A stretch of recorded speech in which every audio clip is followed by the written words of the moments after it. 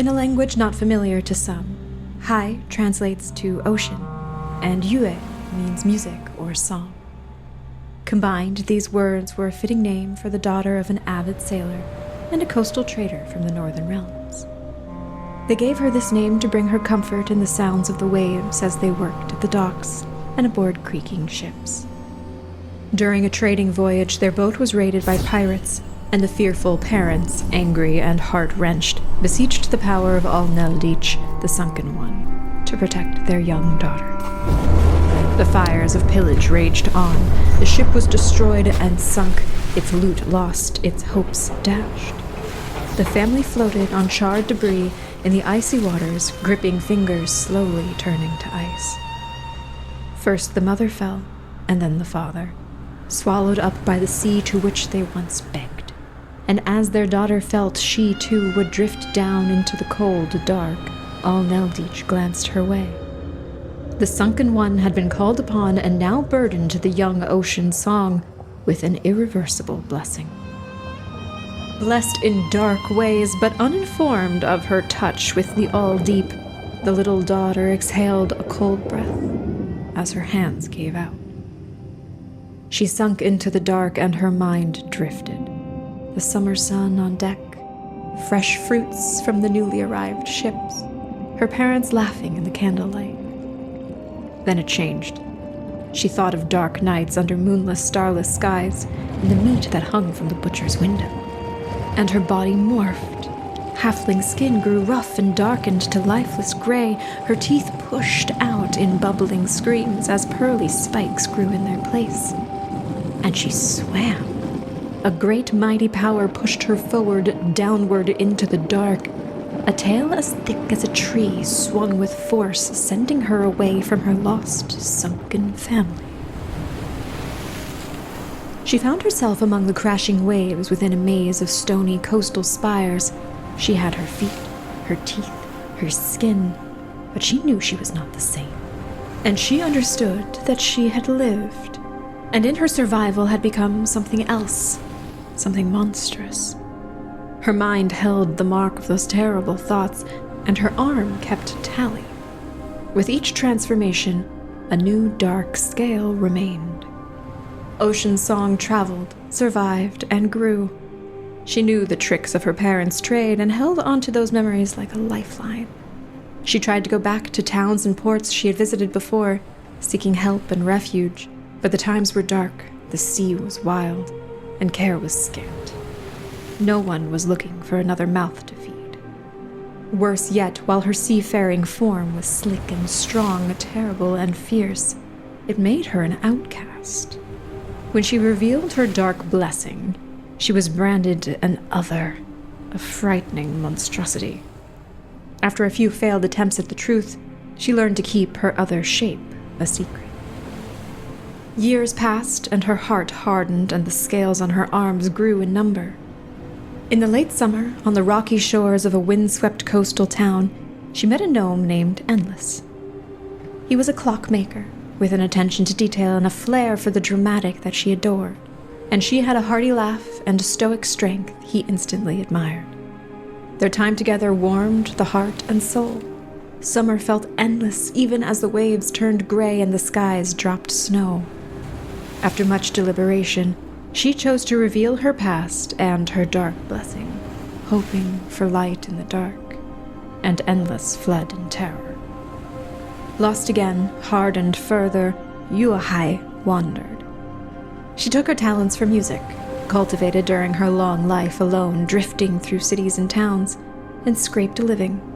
She sought out places where she could disappear into the crowd, where no one would ask where she'd gone, or seek her out once her song was done.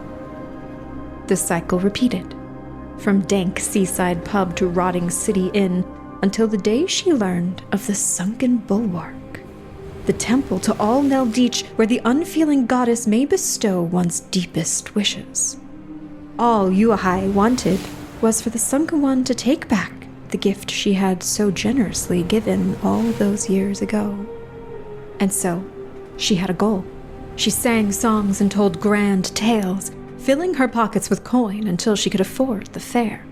Travel was booked, and within the stone halls of the sunken bulwark's grand temple, Yuehai spent days in earnest appeal to the one who had spared her on that dark, terrible night. Unfortunately, her pleas fell on deaf ears, or an uncaring god, and so after weeks among the sunken faithful and their grey rocks, she arranged passage on the next far hauler ship set to arrive on the bulwark. She waited, singing to pass the time and paying for drinks, picking up new stories from assorted travelers who visited the creaking walls of Sorrow's Edge. A week of waiting and the Willow's Wake finally arrived. She met the crew and fellow travelers and even made a friend, one who was all too quickly taken from this world. And on a tumultuous night, during a terrible tempest, when it seemed like the ship was destined to sink, Yuehai revealed her true self to her roommate, and for the first time, perhaps out of necessity, she was not shunned. And so Yuehai and Lady Vivianna Bloodchamber fled the collapsing willow. There was no more safety. There was only sea and storm. Those still alive fell beneath the waves or grasped for dear life to anything that still floated, hoping they would remain above the liquid cold. But as time passed, within the raging, freezing storm, they could endure no more, and all sounds and feelings were replaced by a singular, constant hum, a static rolling over them. They were part of an endless, tiny roar. The lightning strikes that had burned into their eyes were gone. There was only darkness.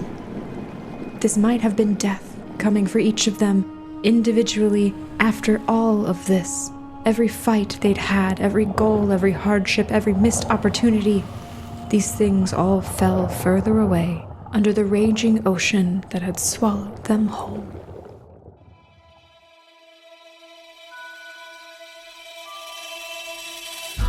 Dark Dice, Shores of the Silver Thrum, Chapter 11, Silver Shores.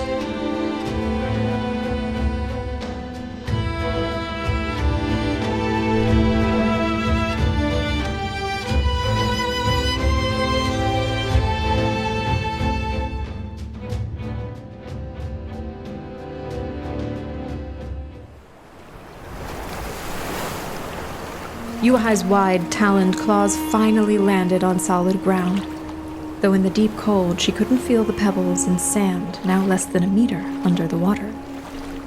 Exhausted as she was from her considerable swim in the freezing waters cold enough to steal breath and numb senses, Yuehai's weary body began to transform back into her halfling self.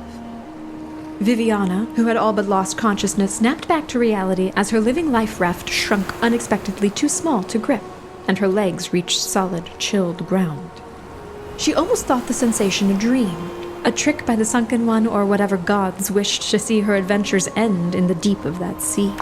But she continued on by instinct, skin shivering, armor soaked through, with one hand, one foot in front of the other, until she reached the water's edge, crawling on the black pebbles of a strange beach, dragging the exhausted and small form of Yuehai with her. In the light of the low, full moon, casting long shadows across the unfamiliar land, Vivianna could spot debris, snow and humanoid forms scattered among the rocks, and a tall, steep cliff opposite the icy ocean. After a minute of stunned silence, broken by the retching of water from their lungs, the lingering daze of the cold released its grip enough for the two women to speak. Where the fuck are we? Also, that was awesome. Thank you for saving me. We're on some kind of we're on some kind of beach. Okay. We're okay. We made it. Are you okay? Oh, okay. I'm good. Good. As they coughed, cold water, sand, and hope spewed forth. The black sands covered their hands as they pushed themselves up, glimmering flecks of silver shimmering in the black under their fingers and glittering on the beach cliff in the distance. Their muscles burned while their skin felt like ice. Their lips cracked, tasting of salt and blood. Their legs shook, but their lives remained. Vivianna and Yuehai stood, bent and shivering, in the dark of a moonlit night. Soon the moon would be gone.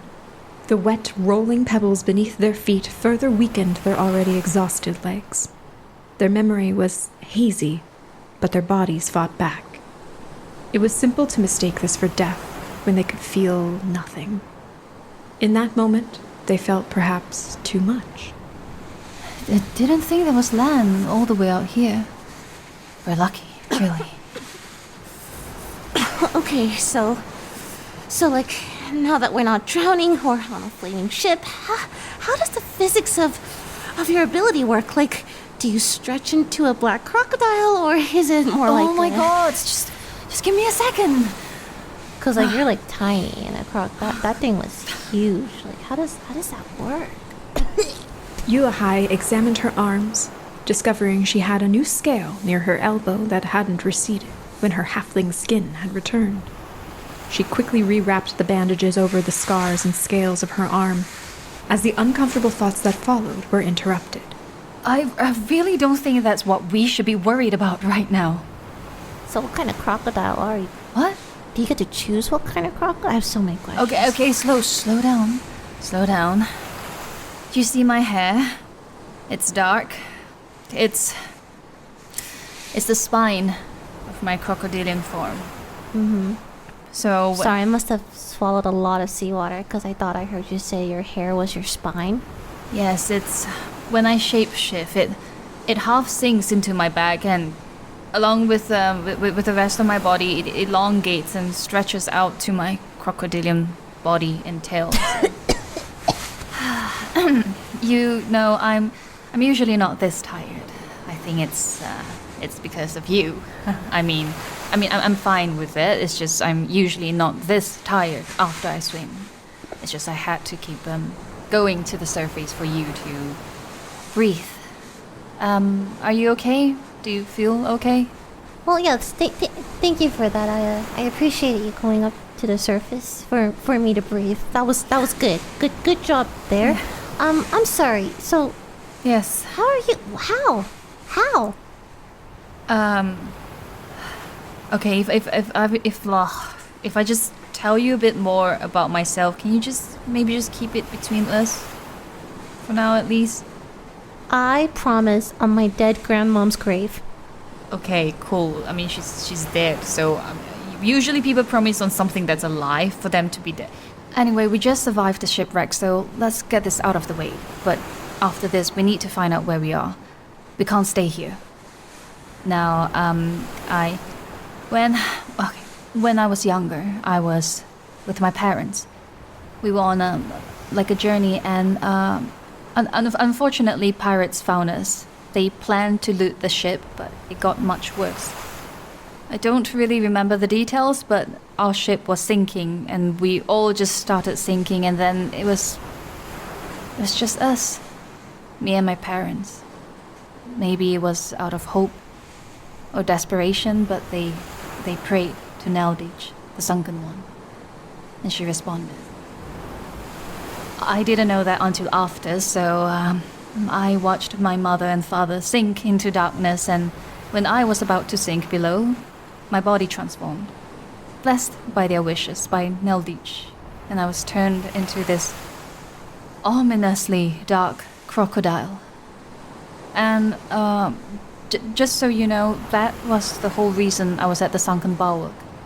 While I can transform into a crocodile, I just don't think that it's a gift, a blessing anymore. Maybe it was at the start and it helped me to survive, but it's not anymore.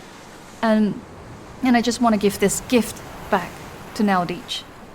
But I guess it's fortunate that I did not get my wish, because it saved both of us from drowning with the rest of the Willow's wake.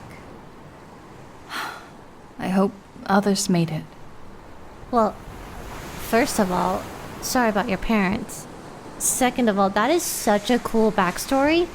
Wow. I wish my parents did that to me. But Vivianna! Sorry. Vivianna! I mean, that's sick. You turn into a crocodile. That's awesome. I mean, look at you. You're so tiny. Look, you can't be more than like 3 or 4 feet. And you turn into a crocodile. And you saved both of us. I'm not gonna lie, when I'm in the crocodile form, I feel so powerful, so strong that I can do anything. I can see into the night, see underwater, but it's brought so much sadness to my life. The power comes with a curse, you know, whenever I meet somebody. Well, oh, sorry, go on. Whenever I meet somebody, I mean, I'm happy you find this amusing and interesting, but trust me, everyone else I've met thus far, especially ones that I tend to have feelings for, they run away. They leave when they see me transform. The blessing keeps me alive, but it also keeps me alone. And it remains with me, the feelings, the cravings, even in my normal form. More with every time. Yeah, your eyes do have a bit of a cool, creepy glow at night. And my hair, I can't cut it off. You know, I've tried so many times, but I can't. It's a constant reminder of who I am, of this monstrous part of me, and the hunger. Fuck. Okay, you're a nice girl and all, but I don't, if you have feelings for me, like, I don't really reciprocate at the but like, it's not like I don't like you or anything. I think we could be really good friends. You know, I like your confidence, but don't worry. Okay, good, because I don't want to, like, lead you on or anything. Okay, just making sure. Well, I don't know, I guess I understand, kinda. I still think it's really cool. And you saved my life, so automatically that makes it even cooler.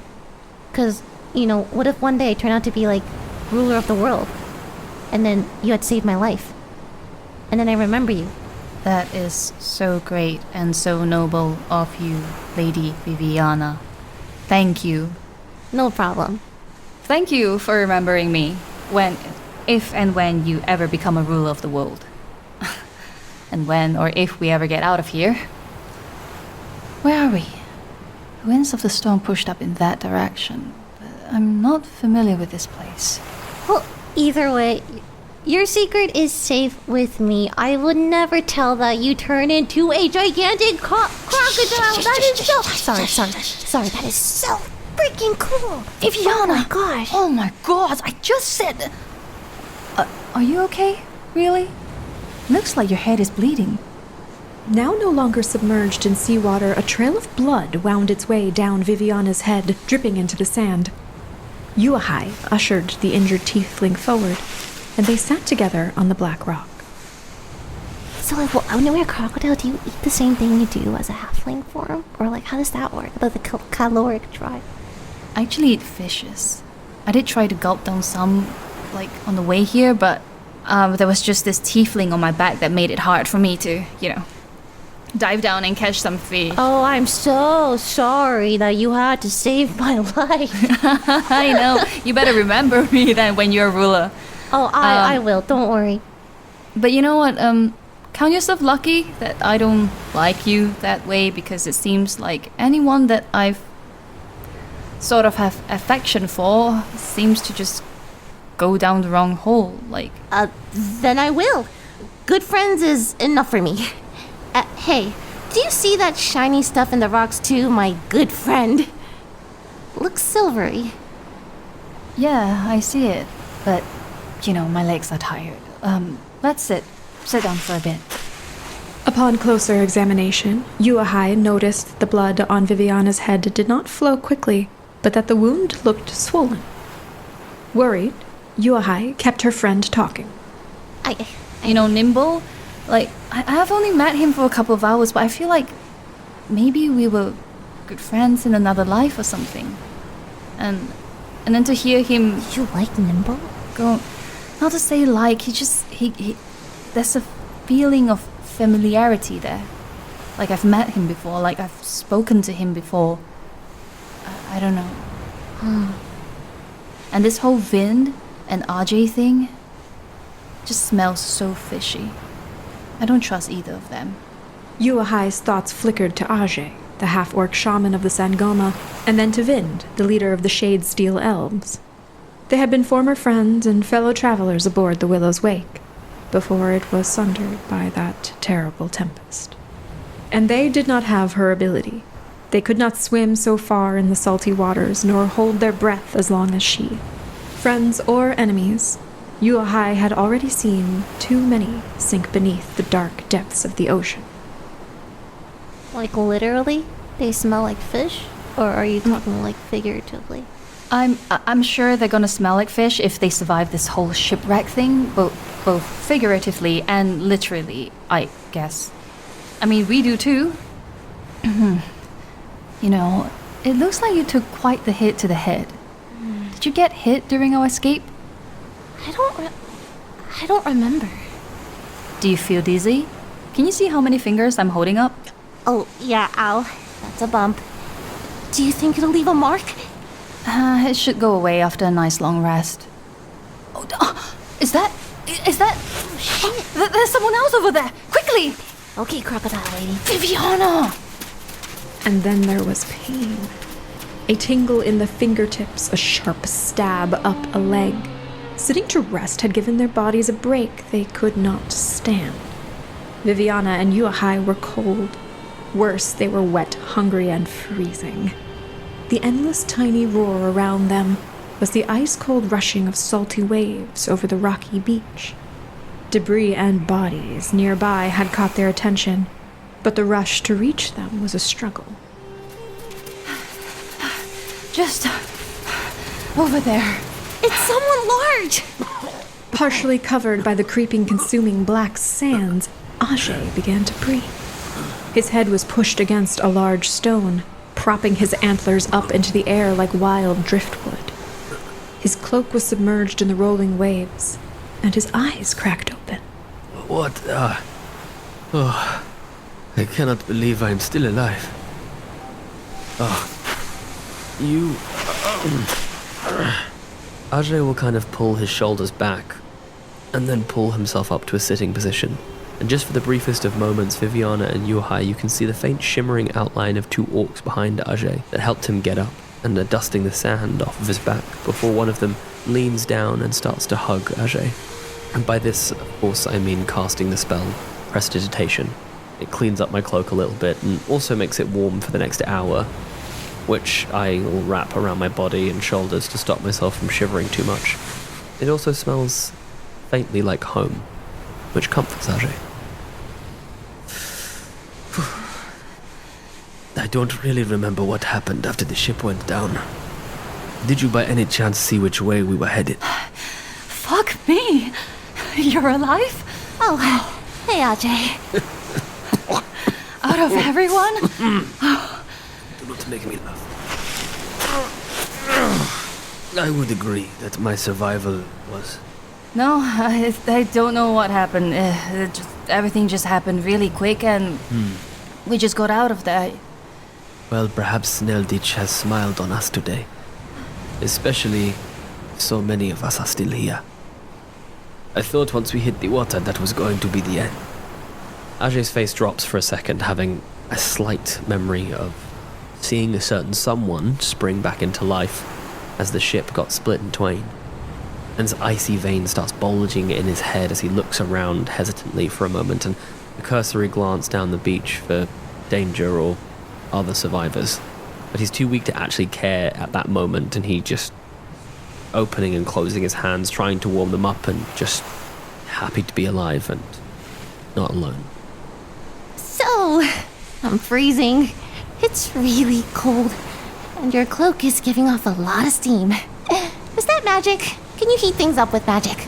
Oh, now that you mention it, I can warm up to 3 objects at a time. It is only a cubic foot, so let's just say a patch of each of your clothes to keep you warm. A little warmer. There you go. That's actually super cool.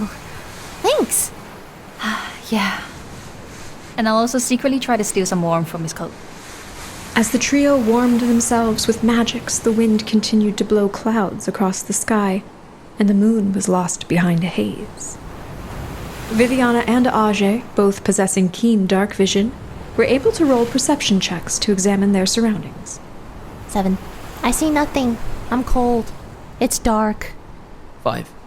Their vision was blurred by salt and wooziness, and they couldn't seem to see very far down the beach. Exhaustion had gotten to them, but they could still make out the black beach beneath them. As clouds moved across the moon, they could see glints of silver among the rolling black, and across from the ocean rose a steep black stone cliff which also seemed to shine. Where they had washed up appeared to be a narrow strand of beach between the rolling water and the cliff face. So, Ajay, did you see anyone else who came out of the whole shipwreck thing alive? Did anyone else get out? At this point, I have no idea, to be quite honest with you. A few people went overboard and I thought that they were lost. But then the whole ship went down, so... I guess I know as much as you do. I pretty much blacked out as soon as I hit the water. It stole my breath and my senses, then I woke up here. Kind of surprised, to be honest, to be here. I thought I was dead for sure. Okay, maybe we should walk along this little beach. I mean, a little walk might help us warm up a bit, and we can see if we can find anyone else who washed ashore. Yes. And perhaps walking along the base of the cliff over there rather than standing out in the open beach might make it a little less freezing. Yeah. Okay. Shall we then, Vivianna? Yeah, right behind you. Wait, did you hear that? It sounded like some sort of weird jellyfish. No, that's just me. My teeth. I'm freezing. Oh, okay, sorry. Yeah, she has jellyfish teeth. No, okay. And a head injury. I'll discuss that later. I'm about too cold to get into it now. Limping along the black strand, it had become clear they were not the only new arrivals from the Willow's wake. Debris had rolled in with the survivors and was buried in the sands or strewn across the rocks, here, there, and further up the coast. Through the dark night and inky sands, it was difficult to make out details, though it was clear that charred wood, snapped rope, and frayed scraps of sail had arrived with them. As their bodies warmed, their senses grew sharper, and they spotted one body, then another, rolling in lifelessly upon the beach further down the way. Yeah. I was wondering when we'd find someone. I'll make my way over to investigate the bodies, summoning my staff as a walking stick as Ajay is so hurt right now. Oh, please. Please just let his body wash up on a different beach so I don't have to deal with this shit right now. Oh, it's Lan. I forgot that she was still on the willow when it went down. The lifeless corpse of Lan, their former traveling companion, lay on her back in the sands, her once immaculate coat torn, soaked, and covered in seaweed. Her black hair was a long tangle in the gently lapping waves. None of them had seen the full extent of her hair when it wasn't wrapped or under a cap, and seeing it in this way felt somehow wrong. Oh. I didn't know her well. I just knew her from Sorrow's Edge, really. Sucks to be her, I guess. Well, you maybe didn't know her, but I did, and she was maybe a little weird, like the cult weird, but I think she knew how to have a good time. So I walk over and pull her out of the ocean and go, "Yep, it's Lan." That's Lan. Sorry, we don't really have time to bury you right now, so I just want you to know that I really did consider you a friend. And I stand there for a few moments of silence, and I put a little bit of pressure on the wrist where she told me to do it and go, "This is for you, Lan. wherever you are, I hope you're drinking yourself away on the afterlife's best stuff. And I stacked some rocks, like beach stones, near her head, like a little grave marker. Ajay is exhausted, but he'll help collect a few rocks. Yeah, good. Ceylon, we, hope you find your way to whatever god your cult followed. Something about the dark. And after that, maybe a moment of silence? I know, I hate to ruin the moment, but I found Vin. His eyes are glassy, but I'm gonna kick him for good measure, to be sure. Pushed sideways along a ridge of black rocks, sinking partially into the cold water and lapped by waves, the corpse of Greyview moved back and forth in the push and pull of the water. His golden hair rushed straight as the waters pulled away and covered his face as they swept in. Around him, the black rocks glistened with flickers of silver. Oh, thank the gods. He doesn't look... The body of Greyview began to spasm and cough up water, perhaps sparked to life by Yuehai's well-placed kick. His free arm swung up, smashing into a rock before pulling the tangle of hair from his face. With a struggled push, he righted himself, still seated in a pool of salt water. Wow. And spoke too soon. They have forsaken me. Wow, you made it. Oh! Yay. Hurdy! You're alive! Great. Let's go. I can't see the color of your eyes in this darkness, but I'm sure they're just as magnificent. Whoa. Vivianna? And I call out to RJ, come. Ajay's currently staring at the ocean, just hard contemplating walking back out there and letting the wave finally finish him off. RJ, come, your favorite person is here. He made it. Vivianna. You somehow still look just as beautiful. Oh, stop. And Oh, wow, Really, that is what you have, the first thing that comes out of your mouth. Hey, if a man sees what he likes, let him compliment me. Perhaps you both have taken blows to the head. I do not want to be rude, Vivianna, but we all look like shit right now. We just washed up on a beach. Speak for yourself. My skin feels great. Some kind of thing in the seawater? Very moisturizing. Yuehai. It's cold salt, I guess. I don't know. Ajay, we're both here. Do not touch me. I swear to God. If you touch me, I will kill you.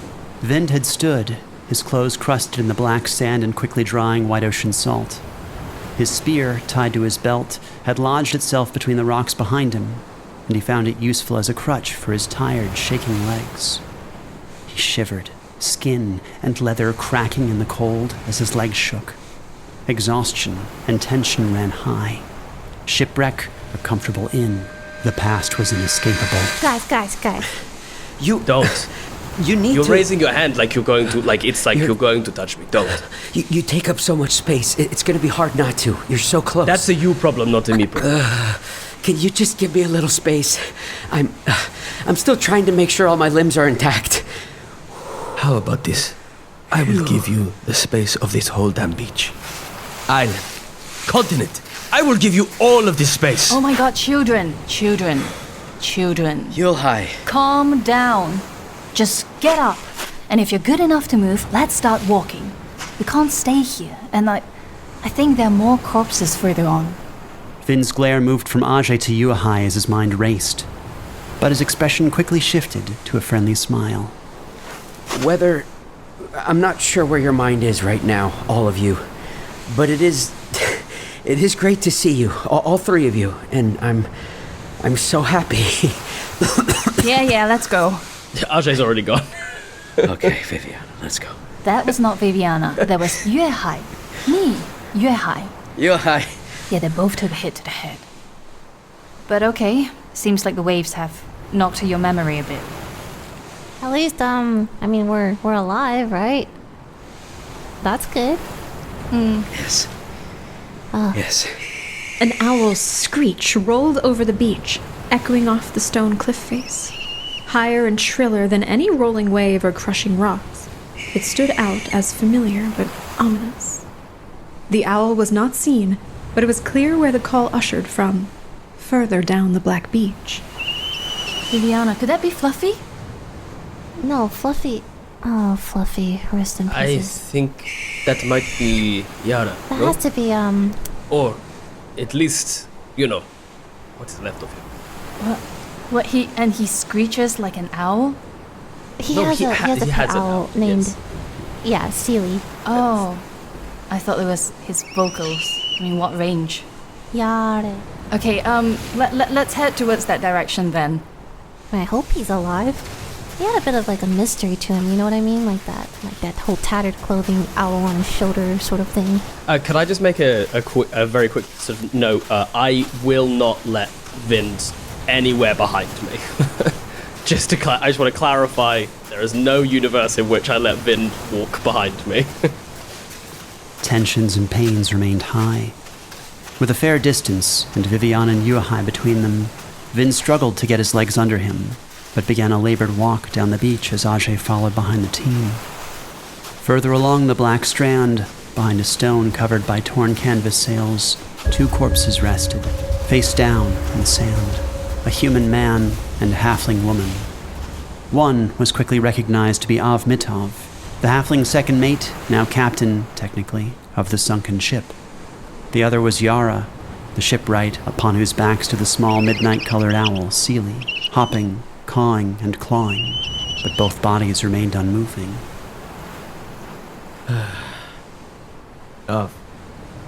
She was the second mate on the ship. A fighter, really. We'd spoken on more than a few occasions. To have it all taken away by the sea. She's not moving, not breathing. And there are splinters, shards of wood in her back that could have killed a grown orc. I'm sorry. I didn't know her. Not well. There was not enough time. Tensions quite high after we left the bulwark, and the willow went down so fast. But what about Yara? He was crew, right? Like a boatsmith or repairman. He was pretty good at it too. I lean down and try to get the owl, off of Yare. I lean in too, and I try to see if he's breathing or moving at all. I don't feel a pulse, but maybe we can bring him back. Near the forest where I'm from, the people of the Shade Hill River are sometimes able to bring dead back to life if they've recently drowned. Ajay, give me a hand here. Let's flip him over. Please, we can help him.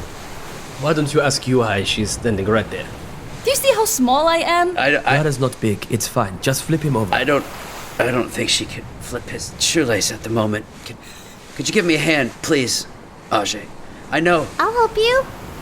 Both of you be careful. I think you both have concussions or something. Vivianna, if you wouldn't mind just placing your hands under mine and helping me heave from this side. Oh, of course. Okay, let's try. 1, 2, 3. As Yara's body was rolled over, his head hit the ground with a thump. His eyes were closed, and black sands covered his face in a natural death mask, decorated with flecks of shining silver. Vind and Vivianna both required rolls for medicine, as they attempted to examine his corpse. 6 minus 5, I have a 1. I got an 11. I unfortunately can't seem to remember just how they did it seems. I'm sorry, Yara. Yara wasn't breathing. His skin was cold, and when Vivianna lifted his eyelids, there was no reaction. Sealy now hopped and cawed from atop Yara's chest. She snapped at his nose and tried to bite any hand that came near the dead shipwright. No crustaceans came to pull at his skin. No sand mites jumped atop the unmoving arms. But Sealy chirped and scratched, her talons gripping into the sea-soaked cloth of his shirt with each defensive step. Yara had spent his life near the sea, watching for lights over rushing waves and through misty nights. But here, there was no light left in him. Dark Dice, Shores of the Silver Thrum, Chapter 11, Silver Shores. Created by Travis Vengroff and K.A. Statz. Starring Sam Yeow, Jasper William Cartwright, Eric Nelsen, LilyPichu, and Travis Vengroff and K.A. Statz as co-dungeon masters. This episode was co-edited with co-sound design by Travis Vengroff and Finnur Nielsen, mixed and mastered by Finnur Nielsen, transcriptions by K.A. Statz and Travis Vengroff, and executive producers Dennis Greenhill, AJ Pumpkin, Maico Villegas, and Carol Vengroff. This episode features music by David Wise, Stephen Melin, Austin Wintry, and Dallas Crane. Episodes will be releasing every 2 weeks, so stick around, stay subscribed, and consider joining the Patreon to get episodes ad-free and early. This is a Fool and Scholar production. Thank you for listening.